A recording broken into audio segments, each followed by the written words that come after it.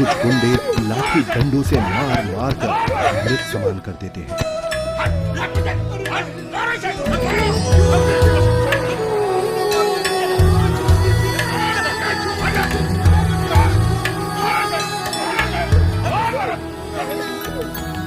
साच कहू जग मार ही, या झूठ कही ना जाई हो। साच न पूरा पावते, ये झूठे जगपति आई हो। एक तरफ विवेकानंद कबीर प्रभु जी को पकड़कर रामानंद जी के पास ला रहा था और दूसरी तरफ रामानंद जी ने अपनी कुटिया के बाहर एक बड़ा सा पर्दा लगवा दिया, जिससे रामानंद जी की नजर शूद्र पर ना पड़े। हे स्वामी, आपके आदेश के अनुसार पर्दा लगवा दिया है, जिससे कबीर की नजर आप पर ना पड़े। कबीर को इस पर्दे के पीछे ही खड़ा किया है। मारो इसे, इसने हमारे गुरुदेव का अपमान किया है। मारो, हमारे ईश्वर की निंदा की है इसने।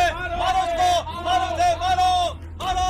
शांत, शांत, शांत। आप सभी शांत रहें। गुरुजी खुद ही इस अधर्मी को सजा देंगे। कौन है तू जुलाहे? मैं सतलोक का निवासी हूँ, अजन्मा अविनाशी हूँ, पूर्ण ब्रह्म परमेश्वर हूँ। मेरा नाम कबीर देव है। ये सृष्टि मुझ पर ही आश्रित है। तू हाड़ मांस का बना मुसलमान के टुकड़ों पर पलने वाला नीच जुलाहा जाति का बालक है। तू खुद को परमात्मा कहता है। सत्य यही है कि मैं ही सर्वशक्तिमान परमेश्वर हूँ और आप ही मेरे गुरुजी हैं।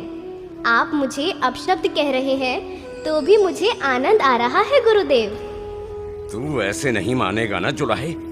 तू थोड़ी देर प्रतीक्षा कर, मैं पहले पूजा कर लेता हूँ, फिर तुझे देखूंगा।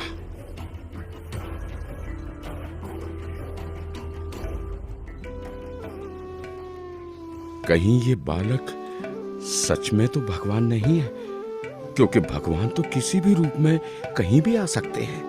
कहीं मुझसे कोई गलती ना हो जाए। अपनी पूजा साधना के बाद सोच समझ के बात करूंगा। 104 वर्ष के रामानंद, जो कि सालों से ध्यान कर रहे थे, वो ध्यान करते हुए ही ध्यान में ही भगवान की काल्पनिक छवि बनाते और उनकी पूजा करते। लेकिन उस दिन ध्यान में कुछ अलग हुआ। स्वामी जी कल्पना में खड़े होते हैं और श्रद्धा से नंगे पैरों जाकर गंगा से जल लेकर आए और ठाकुर जी के वस्त्र उतारे, फिर स्नान करवाया तथा नए वस्त्र पहना दिए, तिलक लगाया और भगवान के सर पर मुकुट रख दिया। तब पास में रखी कंठी पर ध्यान गया और कल्पना में ही बोले, हे भगवान, आज तो कंठी डालना ही भूल गया। फिर कंठी उठाकर मुकुट के ऊपर से डालने लगे, लेकिन माला मुकुट में फंस गई। अब स्वामी जी चिंतित हो गए और कल्पना में ही सोच रहे हैं, हे भगवान, आज ये आपके दास के साथ क्या बनी? यदि कंठी नहीं डाली तो पूजा अधूरी रह जाएगी। और अब यदि मुकुट उतार दिया तो पूजा खंडित हो जाएगी। आज से पहले ऐसी गलती कभी नहीं बनी थी। हे प्रभु, आज क्या गलती बन गई मुझ पापी से। आज का तो मेरा सारा दिन ही व्यर्थ गया।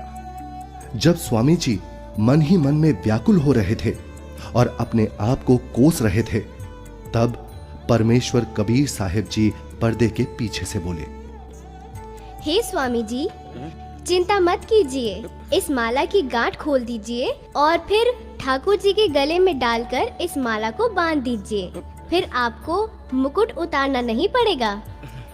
स्वामी रामानंद जी ने जब कबीर साहिब जी की पर्दे के पीछे से आवाज सुनी तो उन्हें एकदम झटका सा लगा। वो एकदम आंखें खोलकर चौंक जाते हैं और मन ही मन विचार करते हैं कि हे भगवान, ये क्या? यहाँ ना तो कोई मूर्ति है और ना कोई माला। मैं तो काल्पनिक पूजा कर रहा था और मेरे मन में चल रही इस काल्पनिक क्रिया को इस बालक ने कैसे जान लिया? ये कोई साधारण बालक नहीं हो सकता। मेरे इस भजन क्रिया को तो केवल भगवान ही जान सकता है। ये तो साक्षात भगवान है। आपने तो मेरे मन की बात बता दी। आप तो स्वयं भगवान आए हो। आप कोई साधारण बालक नहीं हो। हाँ, आप कोई साधारण बालक नहीं हो। फिर स्वामी जी को महसूस हुआ कि बालक कबीर के शरीर में कहीं हड्डियां तो महसूस हो ही नहीं रही। तभी वो बालक कबीर को सीने से हटाकर उनके हाथ पैर यानी शरीर को दबा दबा कर देखने लगे। हे भगवान, आपका शरीर तो बहुत कोमल है, जैसे रुई हो। आपके शरीर की तुलना में मेरा तो पत्थर जैसा शरीर है। स्वामी जी ने एक शूद्र को गले लगाया। क्या करें स्वामी जी? लगता है कि बुढ़ापे में गुरुजी का दिमाग हिल गया है, जो शूद्र को गले से लगा लिया।